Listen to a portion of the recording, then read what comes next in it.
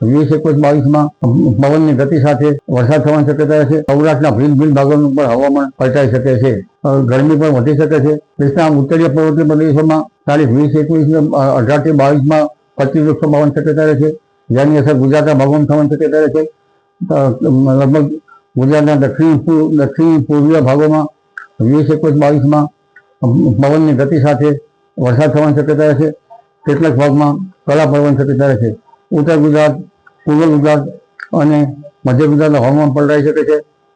આ ઉપરાંત સૌરાષ્ટ્રના ભિન્ન ભાગોનું પણ હવામાન પલટાઈ શકે છે। ત્યારબાદ તારીખ 26 અંત સુધીમાં ગરમી પણ વધી શકે છે, જેમાં રાજ્યના કેટલાક ભાગમાં, મધ્ય ગુજરાત કેટલાક ભાગમાં મહત્તમ તાપમાન 43 ડિગ્રી સેલ્સિયસ કે 44 ડિગ્રી સેલ્સિયસ થઈ જવાની શક્યતા રહે અને ઉત્તર ગુજરાતના ભાગોમાં 42-43 ડિગ્રી સેલ્સિયસ જેવું મહત્તમ તાપમાન થઈ શકે। કચ્છના ભાગોમાં 41 ડિગ્રી સેલ્સિયસ, ઉત્તર સૌરાષ્ટ્રના ભાગોમાં 41 ડિગ્રી સેલ્સિયસ જેવું મહત્તમ તાપમાન થઈ શકે।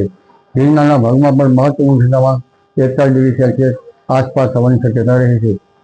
પૂર્વ ગુજરાતના ભાગોમાં મહત્તમ તાપમાન 38 ડિગ્રી સેલ્સિયસ કે 40 ડિગ્રી સેલ્સિયસ જેવું થવાની શક્યતા રહે છે।